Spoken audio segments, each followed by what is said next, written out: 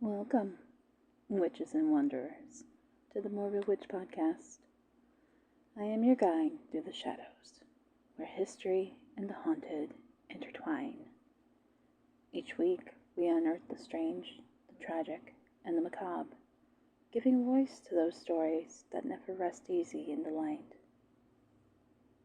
Tonight, we turn our gaze to the Ozark Mountains, to a place often called America's most haunted hotel, the Crescent Hotel in Eureka Springs, Arkansas.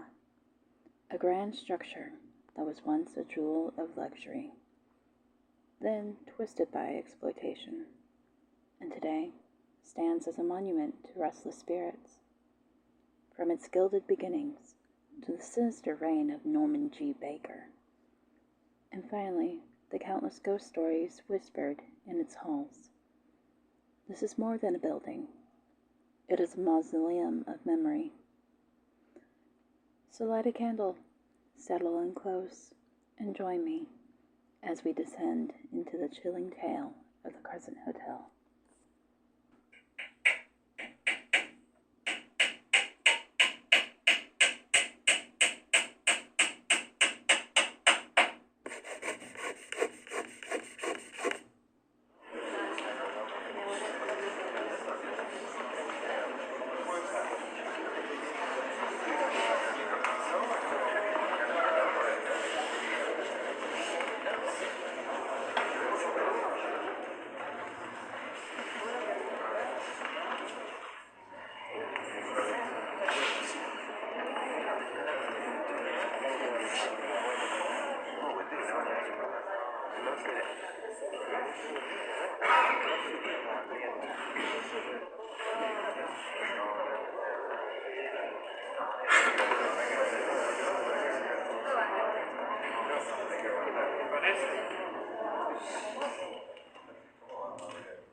The Crescent Hotel rose in 1886, built by the Eureka Springs Improvement Company, alongside the Frisco Railroad. At the time, Eureka Springs had become a booming destination, famous for its mineral waters, believed to heal the sick and restore vitality. Designed as a lavish resort, the Crescent was meant to draw the wealthy elite of the nation. It stood proud, with limestone walls, grand staircases, and sweeping verandas overlooking the Ozark Hills. For a brief moment, it lived up to its reputation as the most luxurious hotel west of the Mississippi. But the hotel's grandeur carried a curse of its own. The Crescent's remote location and steep construction costs made it difficult to maintain. By the turn of the century, its sparkle had already begun to fade. In 1908, the building transformed. No longer a hotel, but a conservatory for young women. Crescent College and Conservatory for Young Women welcomed privileged daughters into its halls, teaching refinement and culture. For 2 decades, it operated with some success, but like the hotel before it, the college too began to falter. By the late 1920s, the once grand Crescent had fallen into disrepair, abandoned to the elements, awaiting its next master. And in 1937, it found one.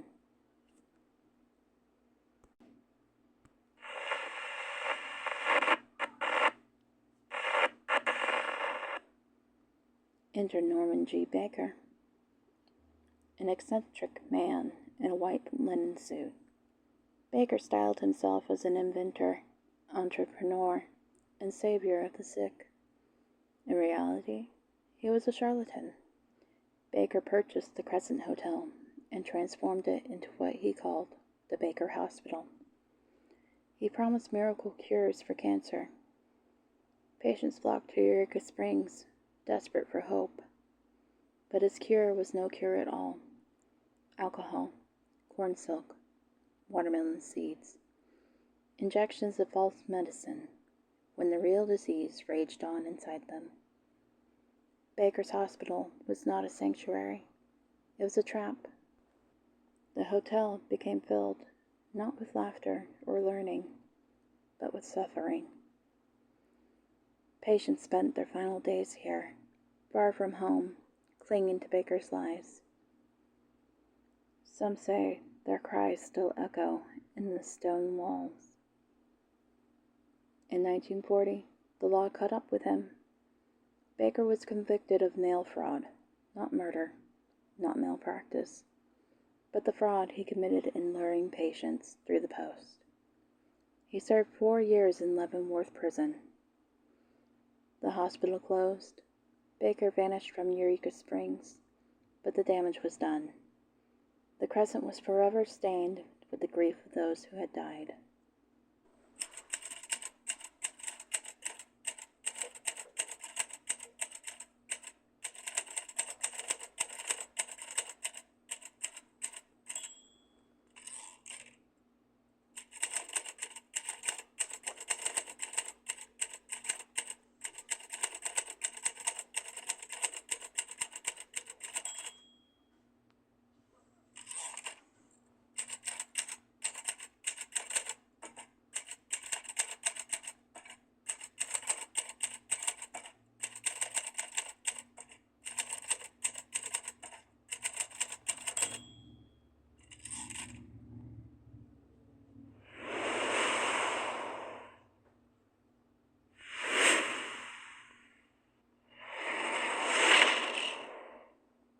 With such a history, it is no wonder the Crescent is called America's Most Haunted Hotel.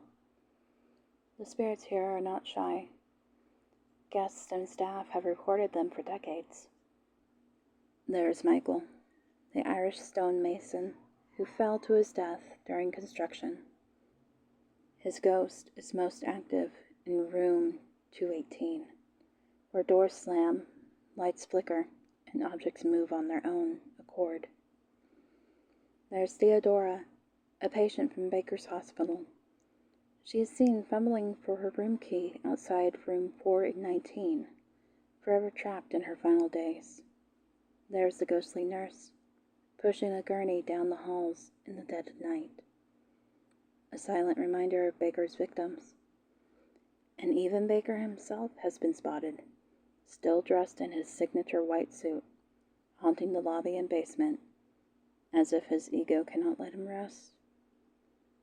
The Crescent's halls are alive with shadows. Each spirit carries its story, replaying fragments of the past.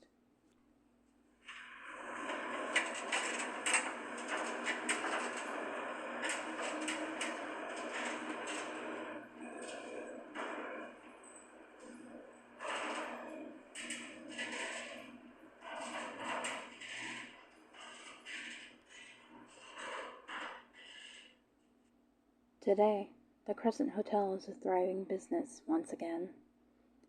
Guests book rooms eager for luxury, but also for contact with the paranormal. Television crews have explored its halls, from ghost hunters to ghost adventures, each uncovering unexplained sounds, apparitions, and strange energy.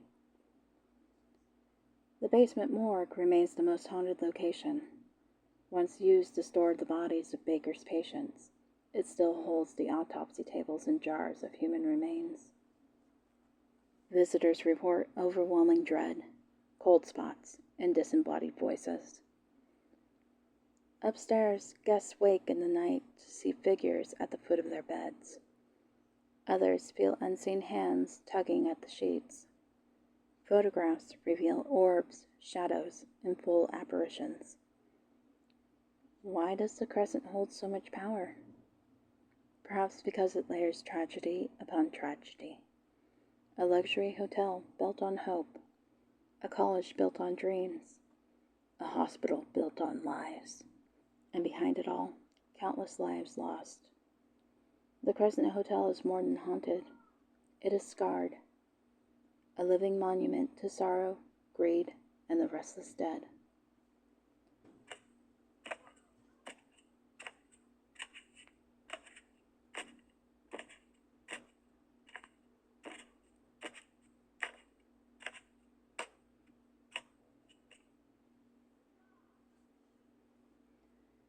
And so, we leave the Crescent Hotel, a place of grandeur, betrayal, and ghosts.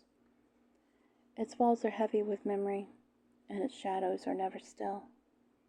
If you enjoyed tonight's descent into the strange and the macabre, you can follow the Morbid Witch Podcast on TikTok, YouTube, and Instagram, where we explore even more haunted tales and folklore. Until next time, stay strange, stay spooky, and remember, the shadows are always watching.